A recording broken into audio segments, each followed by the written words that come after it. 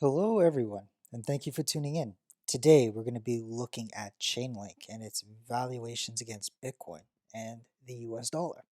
Remember, if you do like this video and the other videos that I make on this channel, be sure to hit the like button down below and also consider subscribing. Well, today is an interesting day because we see that Bitcoin has been bleeding quite profusely. It's down 10%. And relatively speaking, Chainlink is only down, 2.3% against Bitcoin. Now, naturally, this is going to greatly affect the US dollar as we see that we're back at $20.35 for Chainlink from the highs of, I believe, like $25. However, I think the important part is to keep an eye on the Bitcoin valuation. We see that it has made significant gains over the past few weeks, and it's currently holding a majority of those gains. From the bottom to the top, we're looking at about a 67% increase in valuation against Bitcoin from the top of the candle body at about 85%. So we are holding a significant amount of the gains still. And you can say that we're simply just getting rejected off of the 20-week moving average.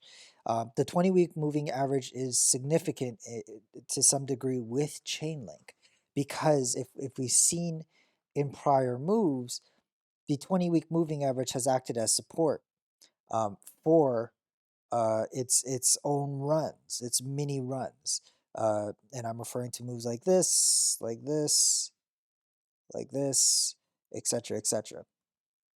So we see that significant. And once we get above the 20-week moving average, we see explosive moves in valuations against Bitcoin. So that's what we're waiting for here.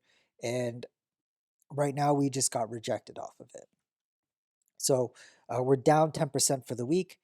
However, if we're able to maintain, relatively speaking, around this level, we're able to keep up with the 20-week moving average. It shouldn't be too hard for a green day for Chainlink to then get above the 20-week.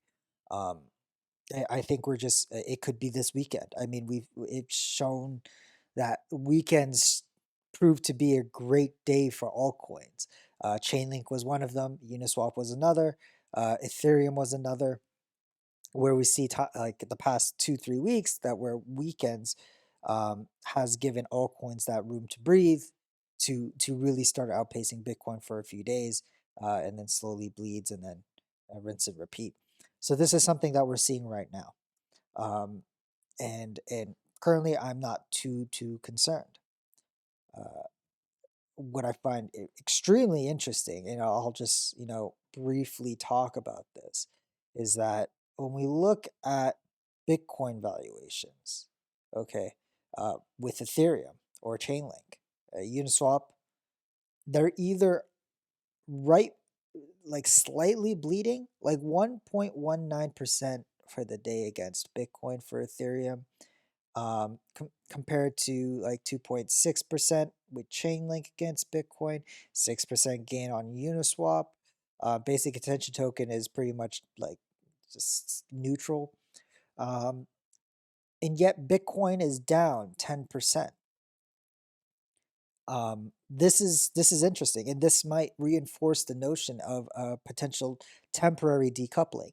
Now, I say temporary, and I'll put an asterisk behind it, because it only happens, uh, uh, very briefly, and it's that liquidity shift into altcoins, that major liquidity shift into altcoins that we see time and time again, for brief moments of time. I mean, like it's a span of weeks. Okay, it's not a year-long process, um, where you see Bitcoin go down significantly, but altcoins and its valuations against Bitcoin really shoot up, and that's when you get moves like what we've seen in 2017, moves like these.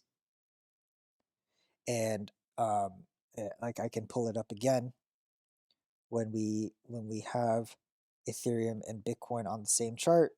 We can look at it, um, and this, where Bitcoin was down 10% for the week. The same week, Ethereum gained 25% value.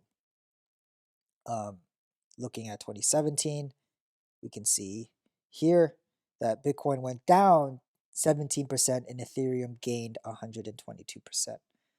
So we see brief moments in time, and it's only brief because you could say this lasted about maybe 3 weeks, where Bitcoin came down and Ethereum went up, and then Ethereum ultimately started bleeding down, and then both of them started rallying together. So that's something to take into consideration. It happens for a brief moment in time, and when that happens, it's a liquidity shift of of all coins really gaining against Bitcoin. And we might be seeing that today.